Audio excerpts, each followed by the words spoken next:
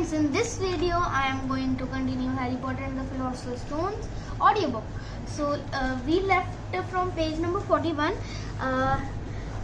Then he shouted, "There's another one, Mr. H. Potter, the smallest bedroom for Privet Drive."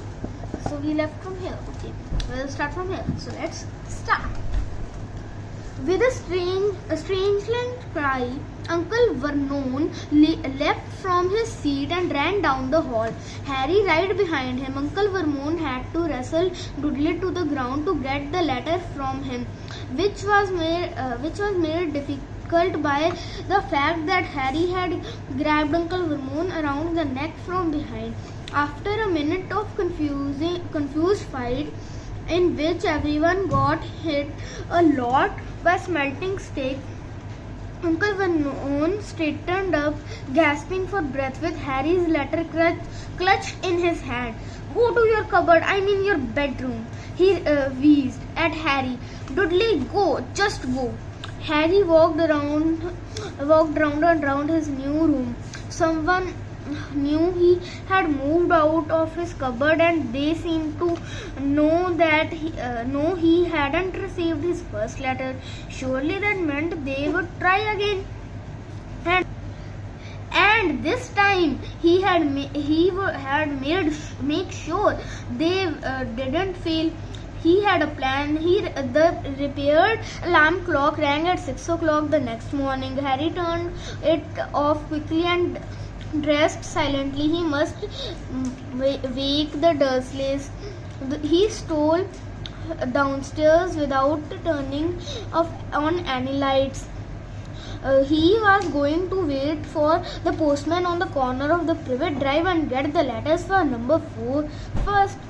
His heart hammered as he crept across the dark hall towards the front door. Harry leapt into air. He had torn on something big and squishy on the doormat, something alive.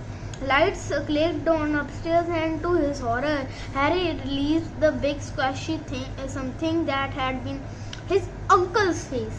Uncle Vernon had been lying at the floor for the front door in a sleeping bag, clearly making sure that Harry didn't do exactly what he had been trying to do. He shouted at Harry for about half an hour and then told him to go and make a cup of tea. Harry shuffled miserably off into the kitchen, and by the time he got back, the post had arrived right into Uncle Vermon's lap. Harry couldn't see 3 letters addressed in green ink. "I want," he began, but Uncle Vernon was tearing letters into pieces before his eyes.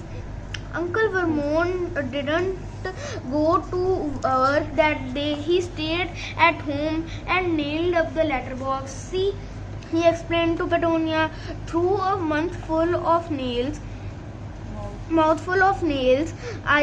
if they can't deliver them, they will just give up.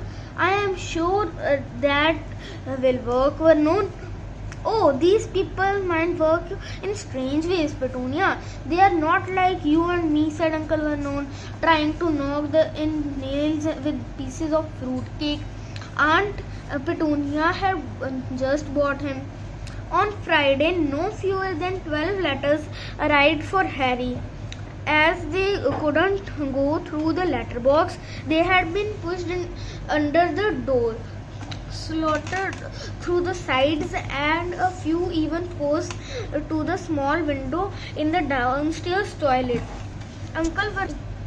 Uncle Vernon stayed at home again. After burning all the letters, he got out a hammer and nails and boarded up the cracks around the front and back doors so no one could go out.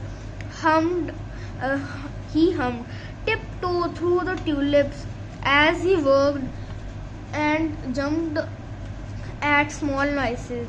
On Saturday, things began to get out of hand. 24 letters to Harry found their way into the house, rolled up and hidden inside each of the 2 dozen of eggs that their very confused milkman had handed Aunt Petunia through the living room window. while Uncle Vernon made furious telephone calls to post office and diary trying to find someone to complain. Aunt Petunia shuddered the letters in her food mixer. Who on the earth wants to talk to you badly? Dudley asked Harry in amazement. On Saturday morning, On Sunday morning, Uncle Vernon sat down at the breakfast table looking tired and rather ill, but happy. No posts on Sunday, he reminded them happily as he shuffled marmalade on his newspaper. As he spread marmalade on his newspaper, no damn letters today. Something came whizzing down the kitchen chimney as he spoke and caught him sharply on the back of the head. Next morning, 30 or 40 letters came pelting out of the fireplaces like bullets. The Dursleys ducked, but Harry leapt into air trying to catch one. Out! Out! Uncle Vernon sneezed Harry around his waist and threw him into the hall. When Aunt Petunia and Dudley had run out with their arms over their faces, Uncle Vernon slammed the door shut. They couldn't hear the letters still streaming into room, bouncing off the walls and floors. That does it, said Uncle Vernon, trying to speak calmly but pulling great tufts of his moustaches at the same time. I want you all back here in 5 minutes, ready to leave. We are going away. Just pack some clothes, no arguments. He looked so dangerous with half his moustache missing that no one dared argue. 10 minutes later, they had wrenched their way through the boarded up doors and were in the car, speeding towards the motorway. Dudley was sniffing in the back seat. His father had hit him around the head of holding them up while he tried to pack his television, video and computer in his sports bag. They drove and they drove. Even Aunt Petunia didn't dare to ask where they were going. Everyone now and then, Uncle Vernon said, would take a sharp turning and drive in the opposite direction for a while. Shake 'em off, he wouldn't mutter, shake 'em off. He wouldn't mutter whatever he did this. They didn't stop to eat or drink all day, but nightfall Dudley was howling. He had never such a bad day in his life. He was hungry. He had missed 5 television programs he wanted to see, and he had never gone so long without bowling up an alien on his computer. Uncle Vernon stopped the last outside a gloomy-looking hotel on the outskirts of a big city. Dudley and Harry shared a room with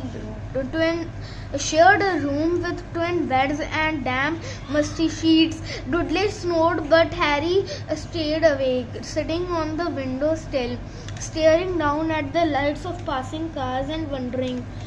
They ate stale cornflakes and cold tinned tomatoes on toast for breakfast.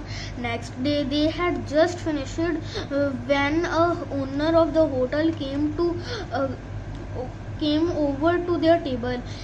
Excuse me, but is one of you Mr. H. Potter? Only I got about an unrated of these from at front desk. She held up the letters so they could read the green ink address. Mr. H.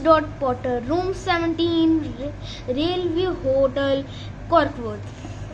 Harry made a grab for the letter, but Uncle Vernon knocked his hand out of the way. The woman stared I will take them, said Uncle Vernon, standing up quickly and following her from the dining room.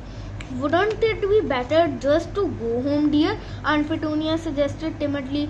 Hours later, but Uncle Vernon didn't seem to hear her. Exactly what he was looking for, none of them knew. He drove them into middle of a forest, got out, looked around, shook his head, got back in the car, and off they went again. The same thing happened in middle of a plowed field, halfway across a suspicious bridge at the top of a multi-story car park. So friends, here our reading of today finishes. So I will continue it in the next video. So bye bye.